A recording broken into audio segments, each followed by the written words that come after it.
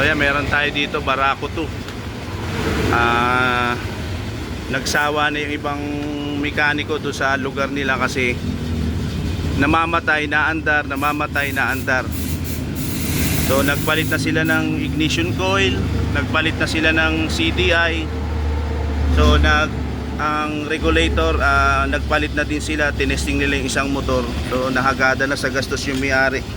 So katunayan, ito pa yung ignition coil, tapos yung CDI nasa may-ari. Ngayon, anong naging kuwan niya, pagka ano daw, biglang mawawala ang kuryente, mamamatay. Nung ma-troubleshoot natin, ang simpleng-simple lang ang naging sira niya. Napaka basic lang. Kumbaga, kung ikaw ay isang matyaga maghanap ng troubleshoot, madadali mo kaagad. Kita mo kung mapapansin nyo naman, yung Barako niya sariwang-sariwa pa. 2019 model o basta modelo pa. Kung anong model to, hindi ko na masyadong alam. Ang naging troubleshoot lang niya, so syempre una nag-check muna tayo doon sa susian. Pangalawa, chinek natin yung wiring ng CDI. All goods naman. Kaya lang minsan nga parang pag may nakibuka, biglang mawawala na kagad yung kanyang kuryente. Biglang magsha-shutdown. Tulad yung may-ari na arkila daw sa Santa Maria, Laguna. Kasi taga-Pami may-ari nito, na arkila siya na Santa Maria. Pagdating doon, nagbabalang siya ng pasahero, namatay yung makina, hindi na umistart, nahila siya pa uwi ng Pami.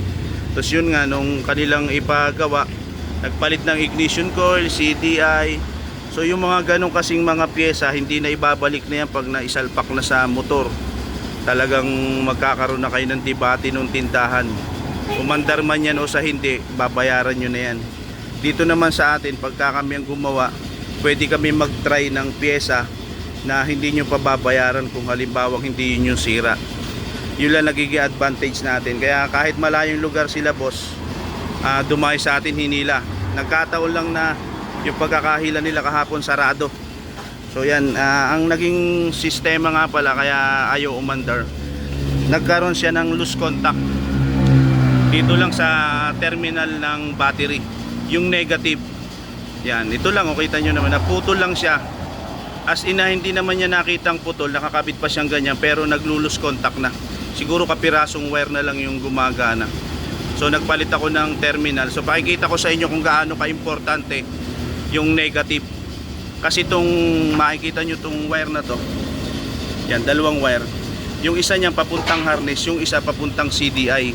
Yun yung pinagkaiba ng harness ni Barako 2 sa Barako 1. Kung mapapansin nyo, si Barako 2 ay dalawa na yung naka-supply na negative.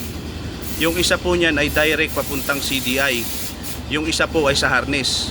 Ibig sabihin, kung mawawala yung isang wire dito, pwedeng mawala ng supply yung negative ng harness or mawala yung negative ng CDI.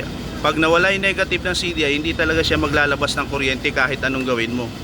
So yun, na-tsempohan kaagad natin. Nagpalit lang tayo ng terminal, inayos lang natin yung pagkaka-wire, tapos yung body ground nya, inanuhan din natin ng panibagong wire kasi medyo maitim na, no?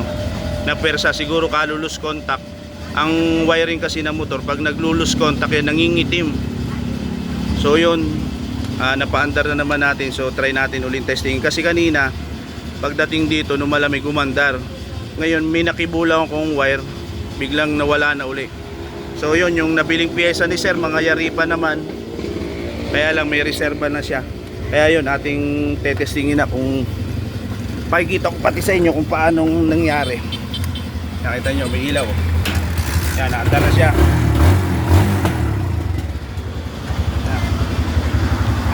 Dali na.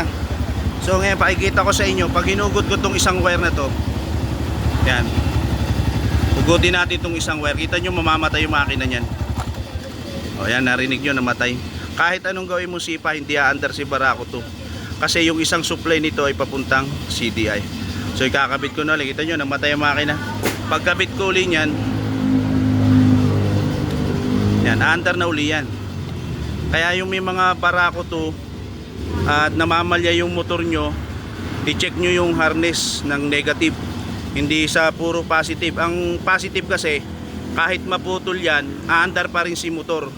Kasi yung positive nito may susuplayan galing sa charger. Ang mawawala lang ng connection nyo yung papuntang charging. Pag naputol yan, aandar pa rin, ito na magsusupply sa CDI. Pero pag itong negative ay naputol papuntang CDI, sa barako to ha, kahit anong gawin nyo hindi aandar. So yan, sana may natutunan uli kayo sa Kapiraso kong tutorial. Yan, shoutout nga pala sa may-ari nito, taga Pami.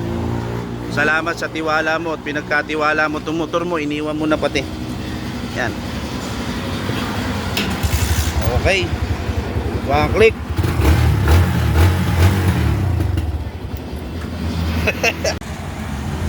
Yan, meron ako sa inyong susunod na ipa-upload sa YouTube kung paano mag-install nitong ilaw na to. Ngayon kita nyo.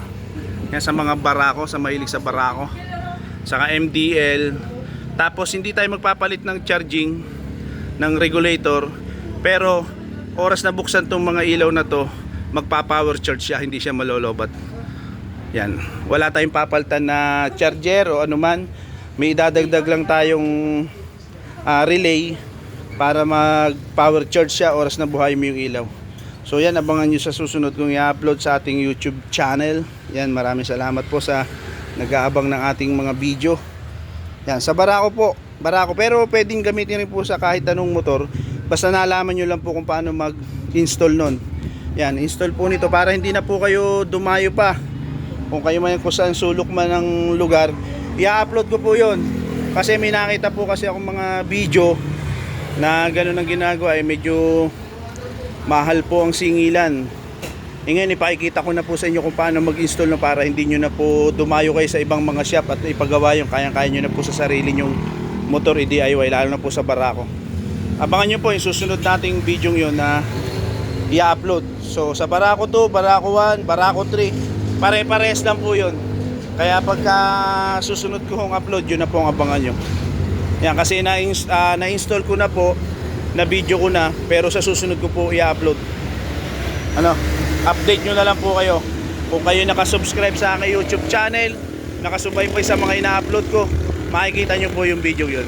Hanggang doon lang po at maraming salamat sa inyong panonood. Peace out. So yun, sa nag-aabang nga pala nung Barako 3 na i-upload ko kung anong issue. Hanggang ngayon po wala pa pong nasisira sa ating Barako 3, kundi gulong sprocket lang. So kaya sinasabi ko na matibay din po si Barako 3. Ultimo gas filter, hindi pa ako nagpapalit, hindi pa ako nagto-throttle body, hindi pa ako naglilinis ng injector. Talagang matibay po si Barako 3. Yun lang po sa may gusto na hindi problemado sa pagpapa-start ng Barako, lalo na po pag may mga edad na. Suggest ko po sa inyo si Barako 3, talagang maganda po. So yung pong push button niya, mabilis umandar. Yung limitado lang po yung gasolina na kukonsumo, mas matipid po. Pangalawa, hindi po nakakatakot mawala yung karburador kasi uso po ang nakawan ng karburador.